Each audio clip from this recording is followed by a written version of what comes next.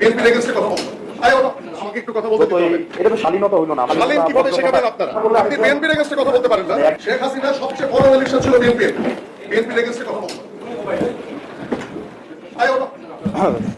চাঁদাবাজদের বিরুদ্ধে সবসময় আমাদের কথা বলতে হবে। দর্শক, বিএনপি যে আসলে একটা চাঁদাবাজ সেটা আবারও প্রমাণ করে দিয়েছে বিএনপির একজন নেতা।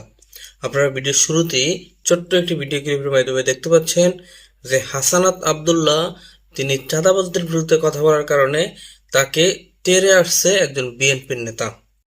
এটা তার স্পষ্টত প্রমাণ হয়ে যায় যে বিএনপি যে আসলে চাঁদাবাজ। তো সম্পূর্ণ ভিডিওটা আজকে আপনাদের দেখাবো যে সেখানে কি ঘটেছে, হাসানাত আব্দুল্লাহ কি জবাব দিছে, সেটা আপনারা শুনলে আপনারা রীতিমতো অবাক হয়ে যাবেন যে একজন বিএনপির এত বড় একজন নেতাকে মুখের উপরে এভাবে জবাব দিয়ে দিল।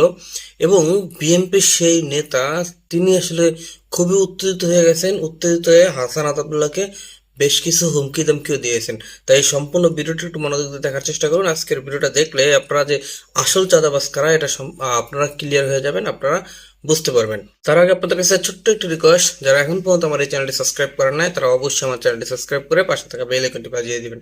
তো চলুন দর্শক, বেশি কথা বাড়াবো না, কথা না বাড়িয়ে আমরা সরাসরি ছোট্ট একটা ভিডিও ক্লিপের মাধ্যমে দেখে আসি যে হাসানাত আব্দুল্লাহ তিনি চাঁদাবাজদের বিরুদ্ধে কথা বলার কারণে তাকে বিএনপির একজন নেতা তেড়ে আসছে এবং তাকে হুমকি দামকি দিয়েছে। তো চলুন আমরা সেই ভিডিওটা দেখে আসি। বিএনপির এগেইনস্টে কথা বলবো। আমাকে একটু কথা বলতে দিতে হবে। এটা তো শালীনতা হইল না। শালীন কিভাবে শেখাবেন আপনারা? আপনি বিএনপির এগেইনস্টে কথা বলতে পারেন না। শেখ হাসিনা সবচেয়ে বড় ইলেকশন ছিল বিএনপির। বিএনপির এগেইনস্টে কথা বলবো। চাঁদাবাজদের বিরুদ্ধে সবসময় আমাদের কথা বলতে হবে। যারা চাঁদাবাজ, যারা মামলাবাজ, আমাকে একটু কথা বলতে দিতে হবে। আমাকে একটু কথা বলতে। বিশেষ করে এটা তো শালীনতা হইল না। আমরা তো আপনাদের কাছ থেকে শালীন কিভাবে শেখাবেন আপনারা? আমি তো শিষ্টাচার আপনারা কিভাবে শিষ্টাচার শেখাবেন? আমরা আসছি একটা প্রোগ্রামে।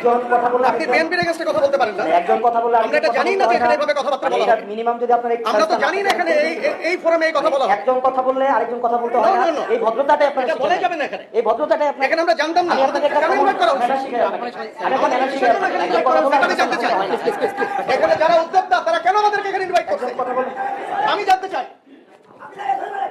একজন কথা বললে আরেকজন কথা বলতে হয় না। আপনি বললেন আপনার কাছে আমাদের কেন এখানে ইনভাইট করা হয়েছে এটাকে আমাকে এক্সপ্লেইন করতে হবে। আপনার কাছ থেকে আমি শিখবো, কিন্তু আপনি যদি এভাবে একটা প্রোগ্রামের একটা না আপনি এইভাবে কথা বলতে পারেন না। নিতো আপনি এইভাবে কথা বলতে পারেন আমাকে বলতে হবে। আমাকে বলতে হবে কেন এখানে আমাকে ইনভাইট করা হয়েছে? স্যার আপনি এইভাবে বলতে পারেন না।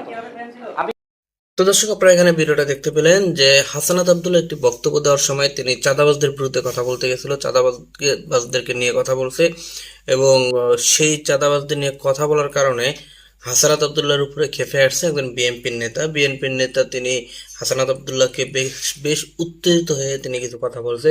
সেই ভিডিওগুলো আপনারা ইতিপূর্বে দেখতেই পাচ্ছেন। তো এভাবেই আসলে তারা তাদের বিরুদ্ধে যারা কথা বলে তাদেরকে এভাবেই তারা তেড়ে আসে, তারা হুমকি দামকি দেয়।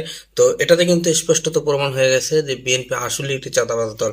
তো এখন আপনারা কি করতে চান যে আগামীতে এই চাঁদাবাজ দল কি আপনারা ভোট দিয়ে ক্ষমতায় আনবেন নাকি এদের হাত থেকে মুক্তি পেতে চান? তো দর্শক, অবশ্যই আপনাদের মূল্যবান মতামত কমেন্ট বক্সে জানিয়ে দেবেন। আজকের মতো ভিডিওটা এখানে শেষ করছি, দেখা হবে পরবর্তী অন্য কোনো ভিডিওতে। সেই পর্যন্ত ভালো থাকবেন, সুস্থ থাকবেন, আল্লাহ হাফেজ।